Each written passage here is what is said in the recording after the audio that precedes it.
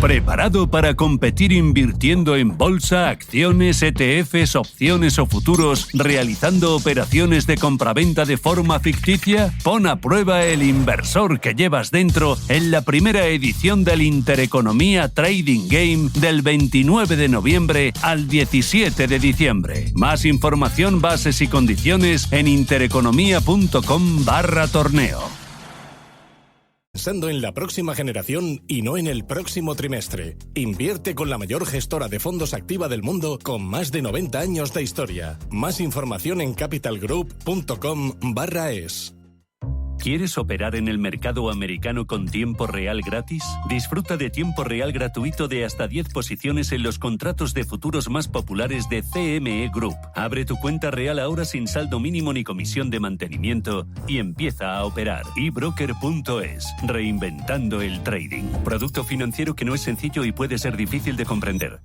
Si caminas solo, irás más rápido. Si caminas acompañado, llegarás más lejos. Luna Sevilla es su asesor patrimonial de referencia. Prestando nuestros servicios como agentes de Caser Asesores Financieros, somos una empresa con amplia experiencia profesional y una clara apuesta por la formación de calidad, la información transparente y objetiva y por el asesoramiento financiero personalizado y continuado. Si desea más información, visite lunasevilla.es o llámenos al 91 762 3442.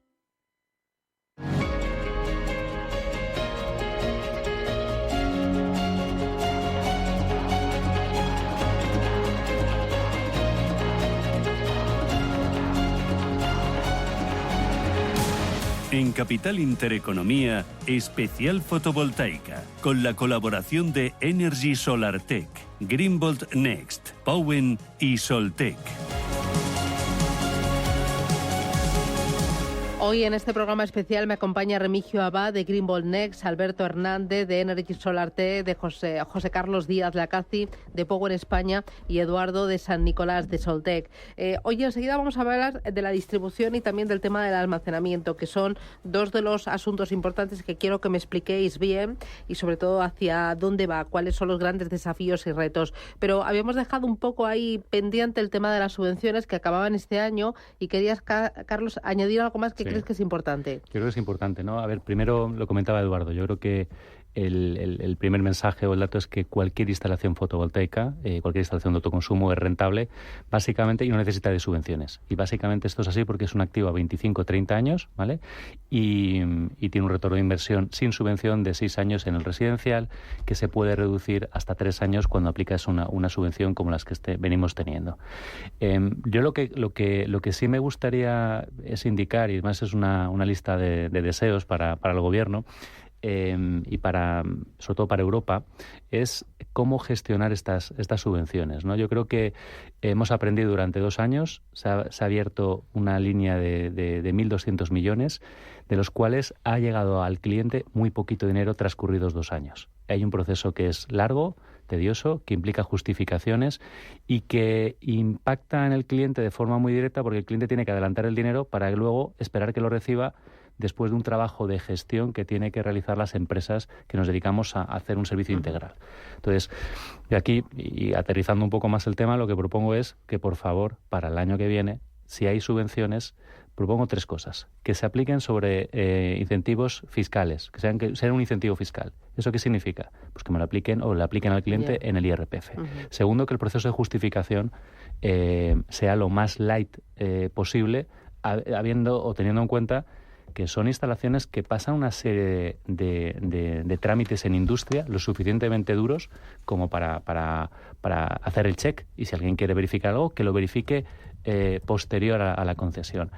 Y cuando ya tenemos esa orientación a que vaya en formato de deducción fiscal y que se continúen, yo lo que pediría es que se apoyara las baterías, porque lo que creo que es fundamental y es necesario indicar que el autoconsumo y el desarrollo esperado en ese PNIE, que hablaremos luego de esos 19 gigas que anticipaba Remigio, yo creo que es fundamental que veamos que sin baterías no vamos a llegar ahí, ¿vale? Y yo creo que es importante que esa batería, si queréis, behind the meter, que se llama en el sector, que básicamente es en la casa del cliente, para que pueda almacenar, gestionar y hacer uso inteligente de esa electricidad, para que pueda devolverla generarla en horario solar y devolverla en hora punta, por la tarde, por la noche, cuando lo quiera, es fundamental. Con lo cual, apuntaría ahí. Por reforzar un poquito el mensaje de José Carlos,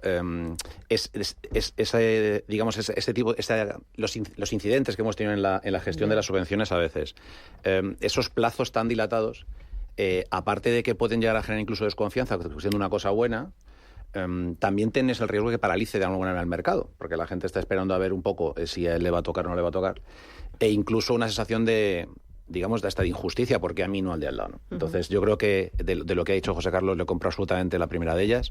Los incentivos a nivel fiscal son los que claramente dinamizan, los que están en todas partes, en otro tipo de legislaciones, tanto en la americana, en la francesa, en la italiana, etcétera. Y eso lo que te da es una regla de seguridad, que es un poco lo que cada vez necesitamos más, ¿no? Hablaremos pues de regulación, pero muchas veces tiene que ver con que, lo decíamos antes, con que se cumpla lo que se pone, más que se regule, ¿no? Pues muchas veces tiene que ver con eso. Cuando tú dices que vas a lanzar una iniciativa y luego en la implementación no cumple las expectativas, puede generar una inseguridad que no conviene en un mercado en crecimiento y en consolidación como es este. Hay otro tema importante que es el de la distribución. Uno de vosotros al preparar el programa me decía, sin red no hay transmisión y sin transmisión no hay transición. ¿Cómo está vuestra relación con los distribuidores? ¿Hay algún problema? Bueno, yo creo que Remigio lo ha dicho claramente, ¿no? No es un tema de regulación el problema que tenemos, es un tema de cumplimiento regulatorio. O sea, ¿no se cumple la ley? No se cumple la ley, no se cumple la ley. ¿Y no pasa nada? Y bueno, pasa. Lo que pasa es que lleva mucho tiempo que pasa. Y el proceso que llevas para obligar a cumplir la ley es largo y es tedioso. Pero que por el camino puedes... Claro. El tema es que tenemos que asegurar que la Administración tiene un grado de recursos para asegurar el cumplimiento normativo acorde con el cambio legislativo que ha tenido el sector, ¿no? Y sin eso es difícil, porque si no tienes un proceso muy largo para asegurar el cumplimiento normativo, ¿no? Y luego otra de las cosas que yo creo que es esencial es sanciones ejemplarizantes, ¿no? La transición del mercado de las telecomunicaciones tuvo sanciones ejemplarizantes en el grupo Telefónica, porque obviamente era un monopolio, y tenía que facilitar esa transición. Y yo creo que llegado a ese punto ayudará a que el acceso al mercado sea ecuánime y justo para todos, ¿no? Eduardo. Bueno, decir primero que yo llevo esperando desde enero de 2020 una subvención para un vehículo eléctrico que compré y todavía no la he recibido, ¿no? ¿Enero de 2020? Sí, o sea, llevamos ya un tiempo. Tremendo. Esto da una idea de cómo funciona, ¿no? El tema de las subvenciones, aparte que enseguida se acaban y bueno, casi no le llegan a nadie y demás. Esto está pasando en general con prácticamente todo lo que viene de los fondos Next Generation. No solo de las subvenciones de la energía solar, pero bueno, desde luego los créditos fiscales sería la solución y bueno, también la competencia, sobre todo en Estados Unidos, va en esa dirección y bueno, pues está haciendo que las empresas miremos hacia otro sitio en lugar de invertir quizá en mercados que son más complejos desde el punto de vista administrativo. Además, está saturando a la administración, es decir, aquí hay nadie gana, de verdad, porque digamos el que solicita la subvención no la cobra o la cobra muy tarde. El que lo tiene que tramitar es muy complejo y le lleva muchas horas de trabajo y mucha documentación, pero es que el que tiene que analizar esa documentación, que es la administración, está saturada y tampoco responde a tiempo. Entonces, no sé quién gana aquí, nadie. Entonces, eso es algo que se debería revisar. En cuanto a la distribución, completamente, bueno, distribución y transporte, ¿no? Es decir, la transición energética conlleva efectivamente que se invierta en redes, de todo tipo, de distribución, de transporte y además conlleva que se interconecten con el resto de países, ¿no? España es una isla energética, España y Portugal conforman una isla energética. Y eso pues nos ha valido con la crisis del gas, porque teníamos muchas regasificadoras y no nos ha venido mal del todo haber invertido tanto en eso, pero al final a costa de emitir CO2 y de generar con gas. Y lo que necesitamos efectivamente es que se cumpla la normativa europea, que tampoco se está cumpliendo, del porcentaje mínimo de interconexiones con los países del entorno, especialmente con Francia, que tenemos pocas interconexiones y además llegan muy tarde. Eso permitiría agilizar la transición energética, porque todo el excedente que empieza a haber ya a determinadas horas del día podría venderse a Europa, donde los precios de energía ya están muchísimo más altos que en España. O sea, tenemos días donde en España los precios de la energía están a 20, a 30, a 40 euros de media, y en Europa están por encima de los 100, en Francia y demás. Entonces esto pues sería un buen revulsivo también para las empresas que han invertido en energía en España y que pudieran vender esa energía al exterior.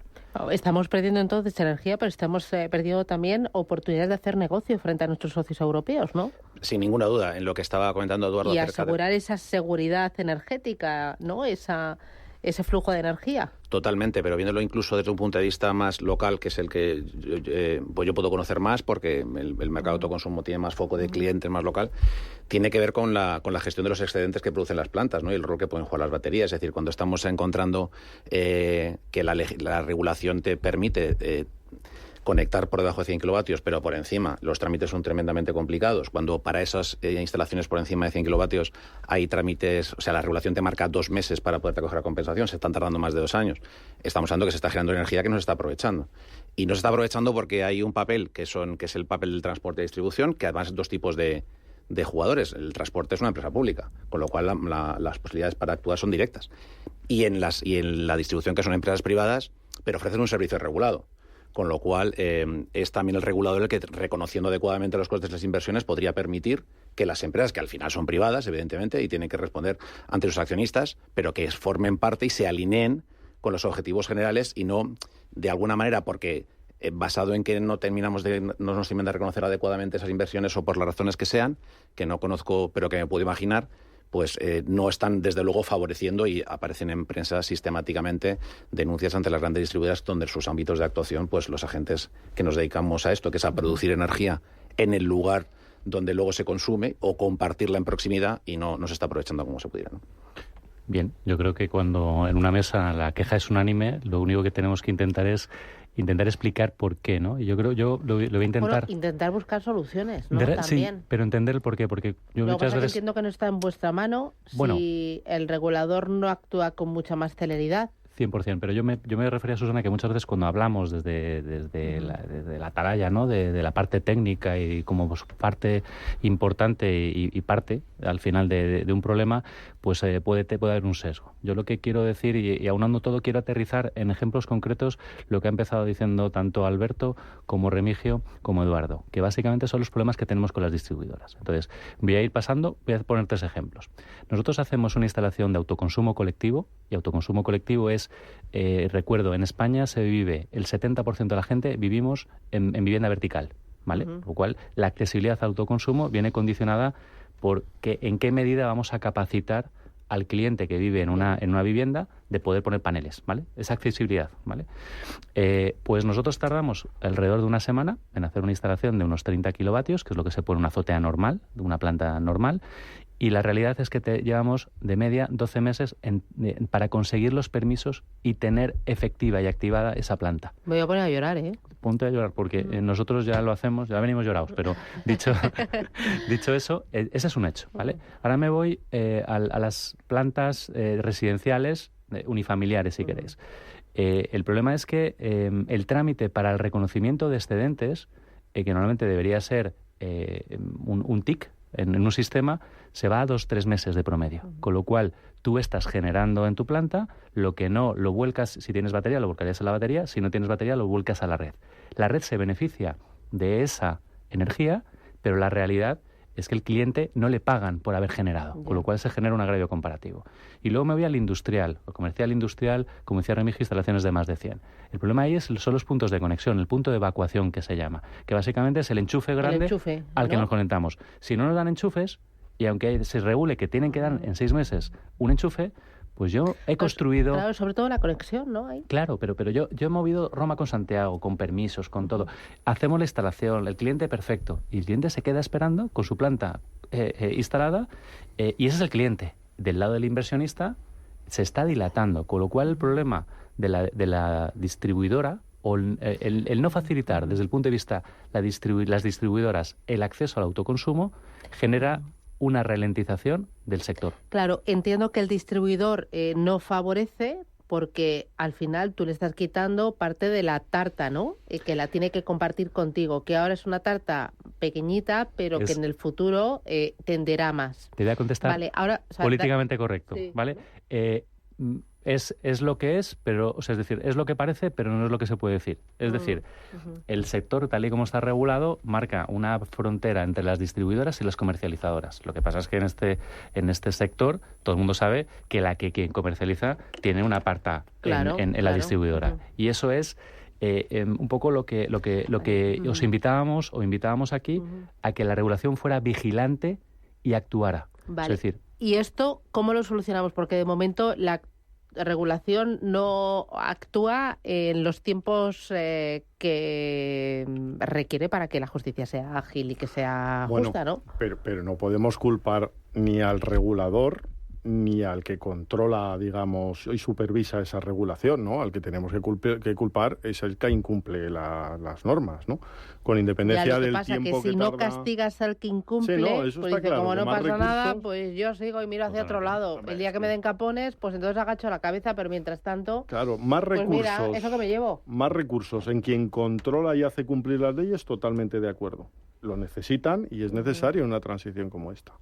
Pero también que con independencia del tiempo que pase, haya sanciones en los incumplimientos en aquel que no ha cumplido la ley, ¿no? Porque lo que pasa es que va pasando el tiempo y termina sin haber sanciones, porque entre una cosa y otra termina en el montón de papeles de la administración sin que termine ocurriendo, ¿no? Salvo que sean casos verdaderamente graves. Entonces yo creo que tiene que haber unas sanciones más rápidas en esos procesos y además fundamentalmente altas, para que no compense, porque si no compensa es un gasto comercial más, ¿vale? Eso es uno de los elementos que yo creo que es absolutamente fundamental. El otro está en que tiene que haber una planificación a la hora de liberalizar un mercado. ¿Por qué? Mira, yo he vivido el otro lado. El inicio de mi carrera fue nada más liberalizarse el grupo Telefónica, ¿no?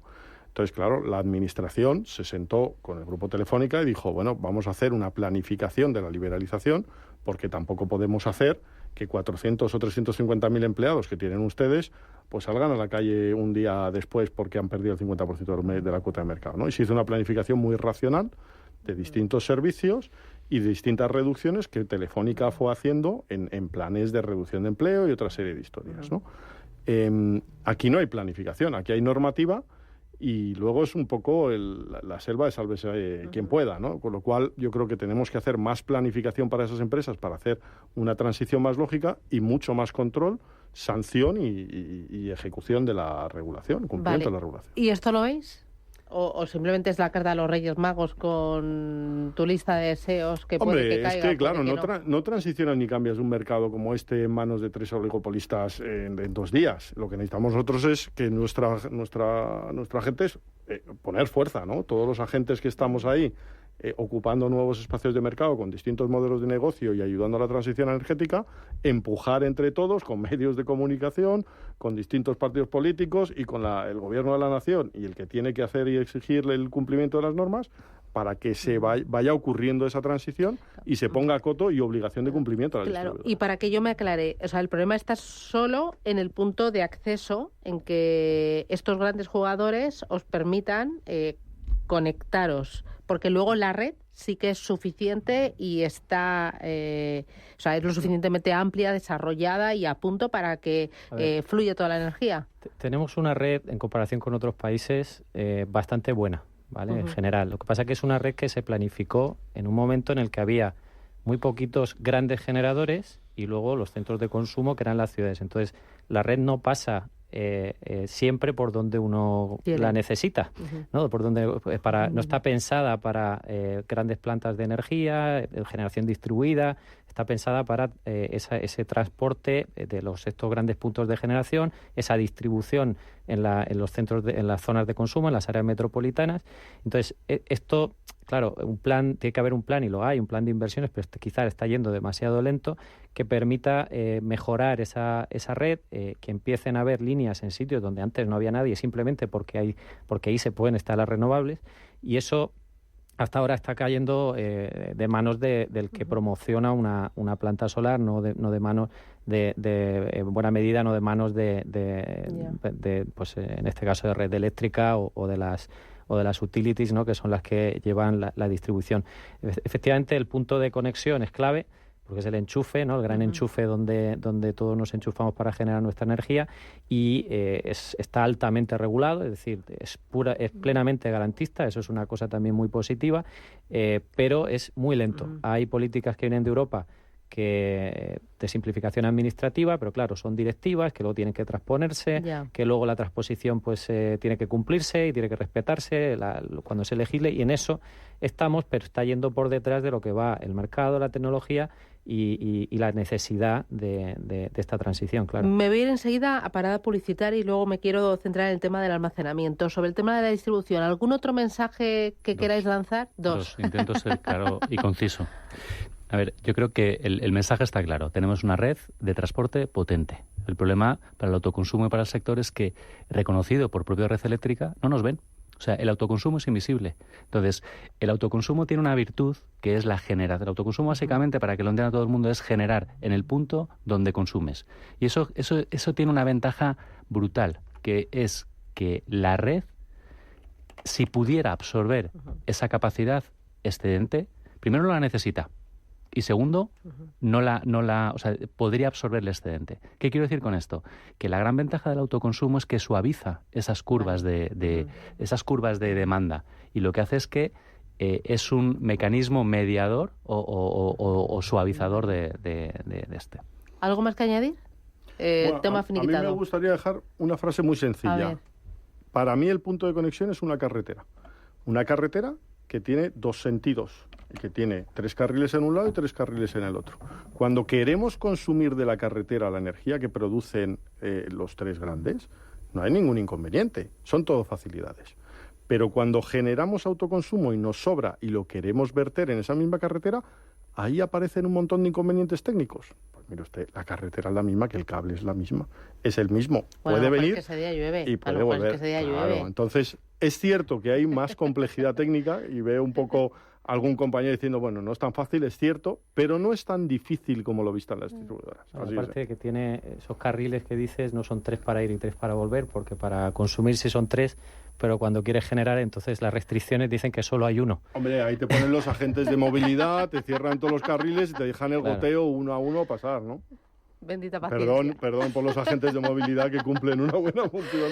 Me voy a publicidad. A la vuelta vamos con otro gran asunto y otro gran tema para todos vosotros, que es el tema del almacenamiento.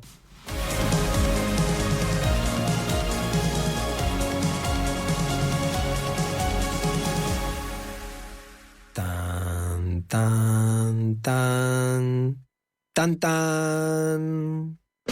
La cuenta online del Santander es tan fácil de abrir que lo puedes hacer desde donde quieras. Santander en digital es Santander. Santander, por ti, los primeros. Consulta condiciones en bancosantander.es. Ejercita tu rostro desde la comodidad de tu casa con Ver2 de Foreo. Con Ver2 elevarás, esculpirás y reafirmarás tu rostro. Gracias a sus 4 tipos de microcorrientes, reduce las arrugas y mejora la firmeza desde la primera semana. Es la alternativa de Foreo segura, indolora y no invasiva a las inyecciones, los hilos tensores y los liftings faciales. Visita el espacio Foreo en la parafarmacia del Corte Inglés y empieza a cumplir tus propósitos. Tranquilidad es el sonido del mar. Tranquilidad es invertir al tiempo que ahorras. Diversificas y proteges tu inversión. Tranquilidad es invertir en oro con Degusa. Infórmate en el 91 19 82 900. Degusa Oro es tranquilidad.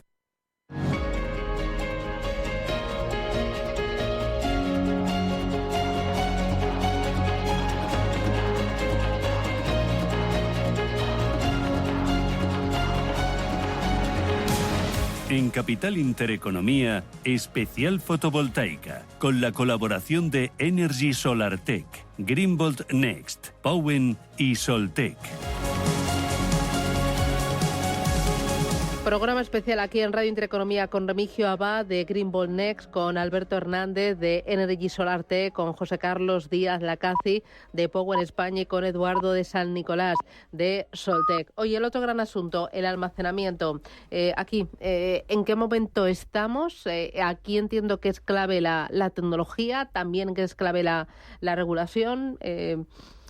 Pues a ver, estamos a tiempo, pero un poquito tarde. Quiero decir, ya a día de hoy debería estar clara toda la legislación a todos los niveles, tanto en el behind the meter, como hablaba el compañero, dentro de la casa, como en lo que se llaman baterías standalone, que son baterías que se ponen generalmente a nivel distribución para regular la red, o sea, cuando el precio de la energía es bajo y no hay demanda, y cuando hay demanda, entonces sale esa energía y permite nivelar la red, y por supuesto para la hibridación de plantas de energía renovable que hemos instalado, que también pueden utilizar ese mismo sistema de arbitraje de energía que va y viene, y además a la red le viene muy bien porque evita tener que invertir demasiado en la propia red, porque la puedes nivelar y puedes hacer que incluso que algunos de los problemas técnicos que tiene la red, por caídas de tensión, cambios de frecuencia, las puedas regular. Es decir, al final es algo que le viene bien a la estabilidad de esa red buena que ya tenemos, pues la haríamos todavía más resiliente y mejor. ¿Qué es lo que está pasando? Pues está pasando que está cayendo la demanda. Estamos viendo, a raíz de los altos precios de la energía, de la introducción efectivamente del autoconsumo, que lo que hace al final es bajar la demanda también, porque se consume donde se genera. Y al mismo tiempo, pues la gente está tomando conciencia del derroche energético y está siendo cada vez más eficiente, gracias también a la ayuda de empresas especializadas que asesoran y permiten que esa demanda pues se controle. ¿Qué pasa? Que si no se introduce el vehículo eléctrico, si no se electrifica la economía, si no se cambian las bombas, las calderas diésel y de gas por calderas, por bombas de calor, pues la demanda va a seguir bajando. Si baja esa demanda, no incentivas a esa transición energética ni a esa inversión en baterías, en redes, etcétera. Claro, no rompes ese círculo vicioso. Es justo lo contrario, tienes que convertirlo en un círculo virtuoso que se refuerce a sí mismo, ¿no? Entonces, necesitamos la legislación. La legislación todavía, a día de hoy, por poner un dato, si tú quieres instalar, lo que dice la legislación, otra cosa es que esto esté pasando, pero si tú quieres instalar una batería en una industria, en una nave, necesitas una declaración de impacto ambiental. O sea, eso es lo que dice la ley, O sea, necesitas tener una declaración. Lo que pasa que evidentemente eso no tiene ni pie ni cabeza, lo han pensado supongo que para grandes plantas, pero en una vivienda también se necesitaría si cumple lo que dice exactamente. Entonces, hay una presión desde las asociaciones a que eso cambie y además a que salgan lo que se llaman los concursos de capacidad, que no es ni más ni menos que dar seguridad jurídica y seguridad también a la inversión de esas baterías, ¿no? El que va a invertir en una planta de baterías necesita saber que de alguna manera va a tener un retorno a largo plazo de la inversión que hace. Entonces, las subastas de capacidad lo que hacen es garantizar un precio a largo plazo y pagar simplemente por la diferencia entre lo que ha sido el precio de la red y, el precio de mercado, el precio de pool, y lo que el precio que se había fijado. Entonces, eso otros países ya lo tienen, otros países van más avanzados. A día de hoy, España aquí vamos por detrás, pero es clave en la transición energética, es clave no solo para los 19 gigavatios de autoconsumo, sino también para los 39 que de momento se necesitan de plantas sobre suelo, de fotovoltaica y también para eólica. Es decir, que ahora mismo es lo que se llama la curva de Pato, que lo habremos escuchado. Es la caída de precios que se produce cuando entran todas las energías renovables de golpe, pues eso lo está impactando de lleno en el balance y en la cuenta de resultados de todo aquel que ha invertido en energía. Por lo tanto, tienes que darle seguridad jurídica a largo plazo y seguridad de rentabilidad, y necesitas las baterías para poderlo conseguir. Remigio. Yo creo que aquí la variable que está un poco generando asincronías es el tiempo. O sea, hablaba antes de una buena planificación. Si tú lo vas haciendo todo y todas las previsiones que se plantearon de planificación, desarrollo de producción renovable, almacenamiento, demanda, como decía Eduardo, fueran a la vez, pues claramente todo iría pues de una manera mucho más rodada. Y aquí el tiempo está generando un poco de asincronía. En este sentido, desde el punto de vista en el cual hoy todavía las baterías, si bien el avance tecnológico es evidente, no están en un punto de competitividad tan obvio como la producción, no sale de manera obvia, no a todo proyecto de producción renovable le acompaña de una batería y mejora esquemas de rentabilidad y de o de minimización del payback. Entonces volvemos a otra vez en el que es dónde estamos poniendo los esfuerzos desde el punto de vista tanto de la sociedad como el regulador para potenciarlo. Aunque me vaya un poquito para atrás, a lo mejor no tendría tanto sentido subvencionar la instalación y algo más el almacenamiento para equilibrar esa variable, ¿no? Entonces, ese ir todos de la mano a la vez para que el tiempo no desestabilice el sistema me parece muy crítica. La realidad con lo que nos estamos encontrando, ¿qué es? Pues que los clientes, nosotros nos dedicamos fundamentalmente al mundo de las empresas, a la industria comercial. No es obvio la instalación de almacenamiento hoy en un elevado porcentaje de los casos. Con lo cual, sí que esperamos que cuando todo esto vaya evolucionando haya una segunda o tercera capa de cebolla en el mercado, y por eso me apunto a los 30 años que decía José Carlos, ¿no? Porque a lo mejor es el momento en el tiempo en el cual con esquemas más maduros tiene sentido. Pero hoy todavía es un reto evidente poder acompasar para ser más eficiente, y probablemente ese tiempo hará que en algunos momentos esa laminación de la curva con el almacenamiento, como todavía no está suficientemente consolidado, pueda generar algunas sincronías a algunos agentes que les pueda generar esa falta de rentabilidad en algún caso. En el medio plazo es una obviedad, lo vemos todos los agentes. En el corto plazo, en el mañana, es donde todavía hay alguna duda. Bueno, yo creo que en el almacenamiento hay que tomarlo en términos genéricos, no solo las baterías, sino también bombeos hidráulicos y otras herramientas de almacenamiento, ¿no? Nosotros, por ejemplo, hemos desarrollado un proyecto almacenando aire comprimido que utiliza una compañía en su proceso productivo, de manera que utilizamos los excedentes para almacenar aire comprimido y utilizarlo después en el proceso productivo, ¿no? Con lo cual hay muchas tecnologías y va a haber cada vez más, ¿no? ¿Qué requiere, en mi opinión, el desarrollo del almacenamiento? Requiere una regulación específica, porque nada tiene que ver las condiciones del almacenamiento por baterías o por bombeo hidráulico o por cualquier otra tecnología entre sí y con lo que tenemos ahora de regulación respecto a solar o eólica o cualquier otra tecnología, ¿no? Entonces requiere una regulación que nos permita facilitar y favorecer el almacenamiento. Un ejemplo muy práctico: nosotros en el grupo, en la parte de Erbi Energía, que es uno de nuestros accionistas importantes, tenemos varios bombeos hidráulicos, ¿no? Pero las normativas que hay para poder construir esos bombeos hidráulicos están asociadas a la de los parques eólicos o solares, con tiempos de construcción muy cortos y con avales altísimos. Entonces, y con pérdidas de avales en caso de retrasarte de los tiempos, ¿no? Hacer un bombeo hidráulico es una obra de a lo mejor 4 o 5 años, ¿no? Con muchísima complejidad y muchísimo impacto medioambiental que tienes que minimizar para poder hacerlo realidad. Y es una inversión altísima. Uno de esos bombeos es una inversión de 500 millones de euros, ¿no? Hacer inversiones de ese calado con esa importancia que tiene para la red sin tener ninguna seguridad jurídica es dificilísimo. Entonces, el almacenamiento en su conjunto necesita una regulación específica que trate las distintas tecnologías y que permita a los actores inversores del mercado actuar con una normativa estable y clara, porque si no va a ser difícil. Yo, si me permitís, voy a intentar dar una idea con una imagen de lo que es el problema o la oportunidad de país que tenemos. O sea, básicamente a nadie se le pasa por la cabeza que cualquier país árabe productor de petróleo abriera el grifo y lo tirara cuando no puede consumirlo. Yeah. Lo que hace es almacenarlo en barriles o lo que hace es exportarlo con un viaducto, ¿no? Con un oleoducto, perdón.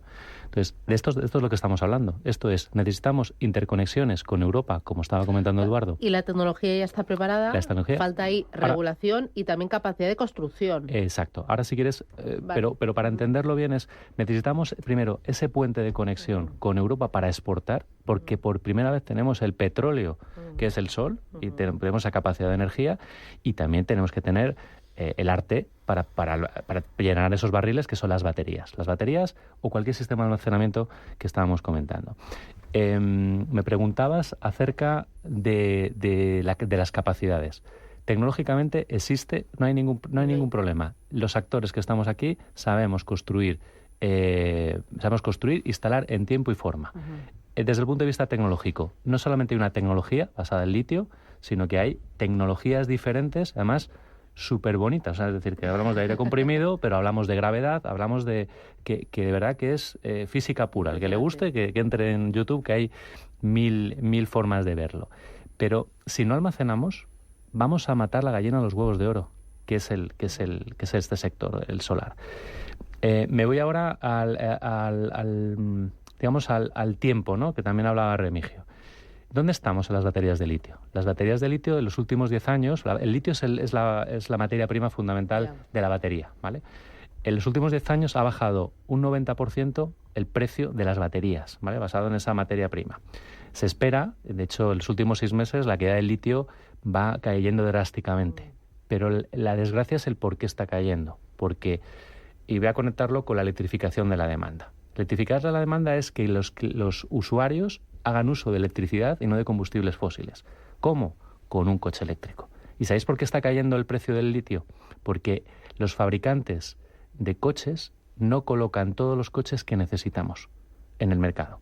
No los colocan, con lo cual las baterías bajan y automáticamente la demanda de litio baja y el precio baja. Con lo cual, si te vas a estudios de Goldman Sachs que dice que a partir del 2025 van a caer el 25% sucesivamente los precios de las baterías.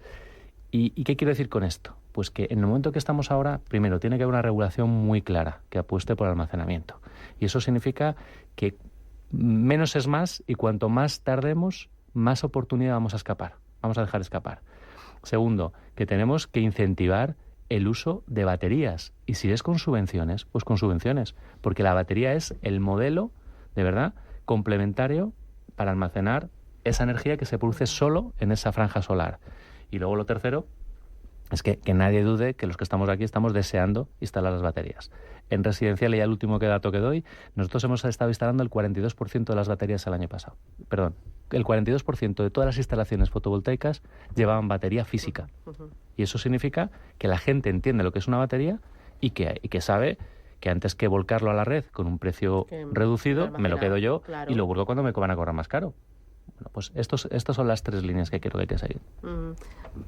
De cara a futuro, el sector pasa por la concentración, por una purga también y por una mayor apuesta por la digitalización y servicios añadidos. Pasamos por la purga. O sea, ¿hay demasiados actores y muchos muy pequeños y atomizados, Alberto? Sí, yo creo que... ¿Sobredimensionados, quizás? Sí, el modelo que se ha generado en el año pasado con una demanda exacerbada de autoconsumo ha traído muchos instaladores de todo tipo, pequeños, que con una realidad de demanda de este ejercicio pues están sufriendo mucho, ¿no? También se han desarrollado modelos de negocio en empresas no tan pequeñas y empresas más grandes, pues que igual no eran sostenibles por la expectativa que tenían de crecimiento futuro del autoconsumo y otra serie de elementos que se preveían en el sector, ¿no? Pues bueno, todos los mercados que nacen crecen, y en el momento de crecimiento hay un momento de exacerbación de ese crecimiento que luego lleva a un momento de ajuste. Yo creo que es natural, creo que es bueno, y como decían mis compañeros hace unos minutos, creo que va a traer mejor calidad al sector porque se quedarán los que verdaderamente han hecho los deberes correctamente, ¿no? ¿Vosotros también lo veis? Yo incluso también no tanto de la parte, digamos, final de la cadena de valor, que es la instalación final, sino también de la parte de la generación de la demanda, porque hemos asistido a muchos agentes que tampoco tienen que ver directamente con la industria, pero que tienen clientes que han apostado por incorporar esto a su portfolio de productos y servicios, que fue de manera masiva y que probablemente también ellos irán seleccionando a qué tipo de clientes y en qué momento se lo ofrecen, ¿no? Y es desde la distribución, la banca, las telecomunicaciones, lo están haciendo porque, claro, tienen los clientes y tienen la posibilidad de hablar con ellos. Claro. Y eso es un tesoro y hay que aprovecharlo. Ahora bien, qué tipo de agente está verdaderamente empoderado para dar a los clientes acerca de esto es lo que irá viendo el mercado. En mi opinión, cuando una puerta se cierra, otra se abre, ¿no? O sea, venimos efectivamente de un mercado de autoconsumo que estaba, demasiado potente, más de lo normal. Y eso efectivamente tiene que normalizarse. Por otro lado, todo ese know-how, todas esas personas, toda esa fuerza de construcción que se ha desarrollado, la podemos y la tenemos que reaprovechar. Y es que ahora, pues todas las plantas solares de cierto tamaño que venían tramitándose los permisos y que tardan pues de media 3 o 4 años en obtener, empiezan a salir ahora todos esos permisos. Hay en tramitación en España aproximadamente 60 gigavatios, mucho más de lo que prevé el Plan Nacional, el PNIEC, que además está revisando, porque ahora hay que dar cabida también al hidrógeno verde y todas estas cosas que también vienen. Entonces, estas personas, todas estas empresas, deberían ser las que construyeran estas plantas solares. y deberían reconducir su actividad para poder montar todas estas plantas solares y todo lo que viene, no solo de baterías, sino también, como hablaba, de hidrógeno verde y demás. Entonces yo creo que, en fin, España debe aprovechar, no debe pasar como cuando el impuesto al sol, que se cerraron las empresas y directamente la gente se fue a la calle, a otros países, el talento tuvo que emigrar, sino al revés, que lo que tenemos que hacer es reconducirlo hacia aquellas partes de la transición energética que lo necesitan y aprovechar esa fuerza de trabajo. En ese sentido, Soltec, lo que estamos haciendo es muchos cursos de formación por todo el país. Contratamos a estas empresas, a estos trabajadores en la construcción de nuestras plantas. Nosotros tenemos un modelo que se llama el modelo de ecovoltaica, lo que nosotros llamamos plantas de energía sostenibles, y es que renovable no tiene por qué ser sostenible, renovable es que no se acaba, sostenible es que no compromete el futuro, ¿no? Entonces, si somos capaces de que las plantas solares sean una oportunidad tanto para los lugares, los territorios donde se instalan, para la socioeconomía, para potenciar la socioeconomía de estos lugares, sino también el medio ambiente, y es que las plantas solares son extensivas en el uso del espacio, pero no intensivas, lo cual quiere decir que si al no haber personas y no haber nada, los animalitos vuelven, y hay un montón de estudios que dicen que pues dentro de una planta solar hay hasta 100 veces más biodiversidad que fuera, precisamente porque no hay humanos, no hay agricultura intensiva, no hay otras actividades, ¿no? Entonces, si somos capaces, como digo, de aprovechar esa economía circular, recontratar a estos trabajadores o ponerlos en las actividades que ahora lo necesitan, además crear puestos de trabajo en aquellos lugares donde estas plantas tienen lugar, que luego además sean los que se queden manteniendo, operando o construyendo nuevas plantas, todo esto será bueno para esos territorios, será bueno para el medio ambiente y será bueno para el país. Y es que tenemos la oportunidad de ser, yo creo que por primera vez en la historia, el mayor hub europeo de energía. O sea, tenemos viento, tenemos sol, tenemos territorio, tenemos empresas especializadas, tenemos incluso fabricantes. Soltec es fabricante de tecnología fotovoltaica. Nos hace falta paneles vienen todos de Asia. Ahí deberíamos hacer también algo, y las baterías también deberíamos hacer algo para fabricar baterías y fabricar tecnología aquí, que no haya tanta dependencia exterior. Oye, ¿eso de Asia? ¿Cómo que deberíamos de hacer algo con Asia?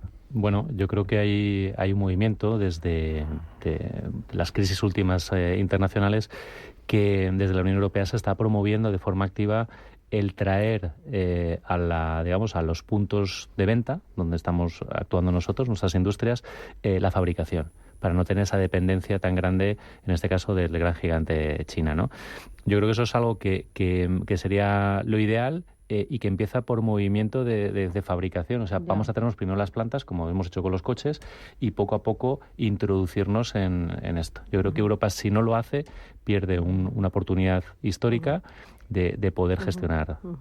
Y en ese mapa futuro cercano del sector de las renovables y de la fotovoltaica, entiendo que vamos a tender hacia la concentración, que caerán algunos jugadores porque ha habido un sobredimensionamiento en estos últimos años, y al final sobrevivirán aquellas empresas que tengan una situación financiera mucho más sólida, que hayan sabido aprovechar la tecnología, diversificar, ¿no? y salir mucho más reforzados durante todo este tiempo. Sí, yo creo que en la ola de crecimiento que hemos tenido han surgido un conjunto amplio de compañías, muchas de ellas muy buenas, y eso va a tender a consolidarse y a hacerse grupos más potentes, algunos que se incorporen incluso en grupos grandes o grupos internacionales, e incluso iniciativas de fondos de inversión que puedan llevar a construir agentes más grandes. Yo creo que es bueno eso además para el sector. Creo que la competencia que tienen que tener las grandes compañías deben ser compañías más fuertes, con solidez financiera, con capacidad de seguir creciendo a doble dígito, ¿no? Y eso va a llevar a que la unión nos haga cada vez más fuertes. Y creo que es importante estar una de dos, o analizando oportunidades para seguir integrando. Nosotros hemos integrado, en la medida del tamaño que tenemos, alguna compañía, y estar también abiertos a posibilidades de colaboraciones con otras compañías más grandes que te hagan más fuerte y que nos permitan tener una compañía que al final ayude a la transición energética.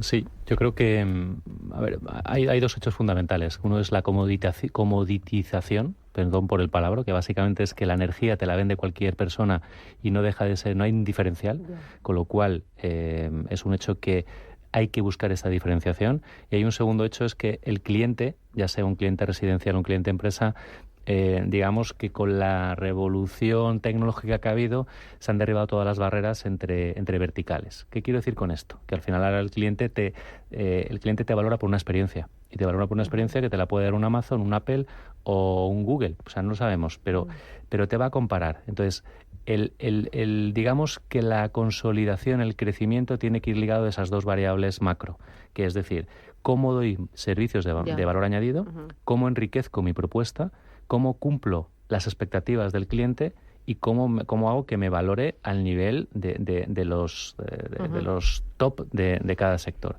Y eso es algo que en Powen estamos intentando desde hace mucho tiempo trabajar en una línea muy clara, que es la de la diferenciación, apostando por ejecutar lo que tenemos que ejecutar de forma muy rápida, construir muy rápido, construir muy bien conforme a unas calidades, y luego la segunda derivada es disponibilizar el dato al cliente. ¿Qué es disponibilizar el dato al cliente? Y acabo y lo cuento muy brevemente. Es que el cliente disponga en su mano de la capacidad de gestionar su energía. Nosotros somos los que le dejamos a generar la electricidad y él va a decidir cuándo y cómo la consume. Y él tiene que saber cuándo se consume, cuándo consume más, qué le consume más, qué no. Esa es la parte donde el autoconsumo con la batería forma cierra el círculo, y esa es la parte que en Powen estamos intentando desarrollar. O sea, al final la verdadera revolución tiene que ver con el cambio del orden, ¿no? del sistema de la energía, que empezaba con quien producía, con quien te la llevaba y con quien la consumía, ¿no? Y ahora le estamos dando la vuelta y estamos dando la oportunidad a que produzca quien lo consuma y que quien lo distribuye de soporte para que eso se pueda optimizar. Y claro, es romper el paradigma de manera tan grande, pues primero no se hace de la noche a la mañana, y segundo, a pesar de que del impulso que ha habido estos últimos años, que estamos hablando de estar ya cerca de 400.000 hogares que pueden tener ya autoconsumo, o cerca de 35.000 o 40.000 empresas, no deja de ser todavía un poco pioneros, en el sentido de que el sustitutivo está ahí, está a la mano, y es encender el interruptor y la luz sigue entrando en tu casa o en tu empresa, ¿no? Entonces, a esa gente que se ha concienciado y que quiere tomar las riendas de, pues no solo de la transición, sino encima también de cómo optimizar su propio ahorro y eficiencia, lo que hay que darle, en la línea que dice José Carlos, evidentemente es información, es conocimiento y es seguridad. O sea, al final, que no te va a pasar nada si haces esto, ¿no?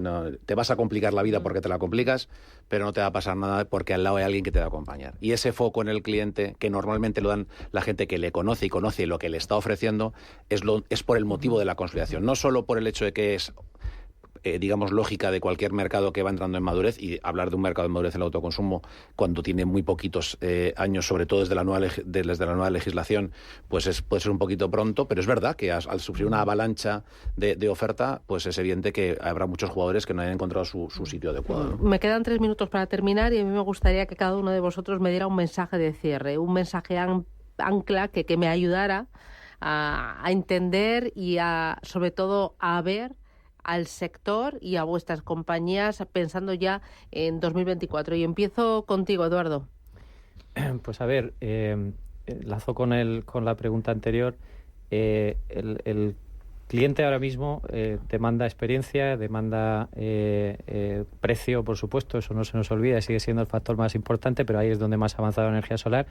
Por tanto, en Soltec la propuesta de valor que hacemos es por la innovación, por la sostenibilidad y por la integración. Es decir, son nuestros 3 pilares fundamentales. La integración, porque somos capaces de hacer todo desde la digamos, promoción, desarrollo de plantas solares, hasta la construcción y operación y mantenimiento de las propias plantas con tecnología propia, con nuestros propios híbridos solares, que creo que es importante y que tenemos que potenciar a nivel nacional estas economías. Luego, desde el punto de vista de la innovación, es decir, tenemos que generar también esa tecnología y tiene que ser también local. Y finalmente el valor de la sostenibilidad, ¿no? Es decir, que lo que hagamos hoy no comprometa el futuro. Y en ese sentido, pues el valor de la ecovoltaica, ¿no? Hacer plantas de energía solar sostenible que además repercutan de manera positiva en los ciudadanos y en el medio ambiente. Remigio. Pues al final daría para hablar de muchas cosas, ¿no? Y con mi frase final no quisiera abrir otro tema porque ya no da tiempo, ¿no? Pero nosotros desde Green Bond Next queremos ser aquellos que acompañen a los clientes, a las empresas en este caso, a ser dueños un poco más empoderados con la gestión que hacen de su energía, y ahí cuando tú les ayudas a producir a consumir y a compartir la energía, lo que estás es, digamos, primero, haciendo mucho más eficiente el sistema y, en segundo lugar, dando un protagonismo a una figura que hasta hace muy poco tiempo era el final de la cadena, como es el cliente. Alberto. Bueno, yo creo que terminar con un mensaje positivo es clave, ¿no? Creo que estamos en un sector de un crecimiento y un potencial enorme. Creo que todas las compañías en las que estamos en el sector y sobre todo aquellas que están fortaleciendo en este momento un poco de ajuste tienen unas oportunidades delante tanto en el sector como en la transformación amplísimas. Creo que el sector no era tan bueno el año pasado, con unos precios exacerbados y muy calentado por una mayor demanda. No era tan bueno el año pasado, no es tan malo ¿no? O sea, el reflejo, yo creo que las cotizaciones el año pasado versus el que tenemos hoy no es justo en una dirección u otra, con lo cual eso implica que hay una oportunidad, yo creo, de inversión en el sector muy importante en las empresas cotizadas que lo van a hacer bien en los próximos años. Carlos. Muy rápido. Un mensaje de optimismo. Este es un sector maduro, que tiene un tejido empresarial brutal, como hemos comentado, que animo a los clientes a que no solamente con Powen, sino con cualquier empresa seria que lleve una trayectoria como la que tenemos aquí 4 representadas, apueste por el autoconsumo, porque lo sabemos hacer, lo haremos bien, y si fallamos, en Powen decimos que estamos ahí para solucionarlo. Muy bien. Pues Remigio Abad desde Greenbolt Next, Alberto Hernández desde Energy Solar Tech, José Carlos Díaz Lacazi desde Powen España y Eduardo de San Nicolás desde Soltec. Enhorabuena. Muchísimas gracias y que tengáis un feliz día. Un auténtico placer. Lo he disfrutado, he aprendido y me quedo con ganas de más. Así que el año que viene habrá mucho más. Gracias. Feliz día. Y señoras, nosotras, señores, nos vamos. Gracias, que tengan una muy buena tarde, feliz día y hasta mañana a las 7. Adiós.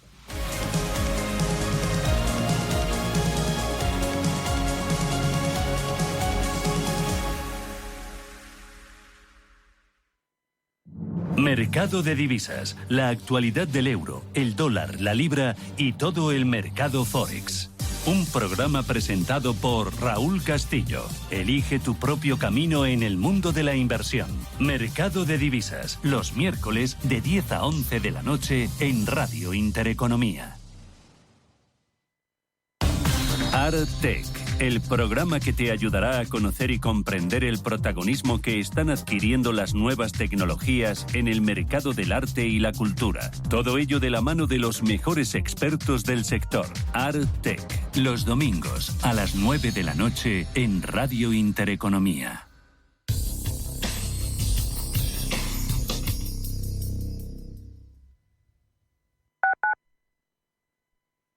¿Eres broker? Aunque no lo seas, con Banco de Inversión Global puedes invertir como si lo fueras, porque te ofrecemos una plataforma que pone a tu alcance el análisis de mercados para que puedas hacer trading de productos financieros. Invierte como un profesional con los profesionales de Banco Big. Descubre más en bancobig.es. Banco Big, nos mueven tus valores.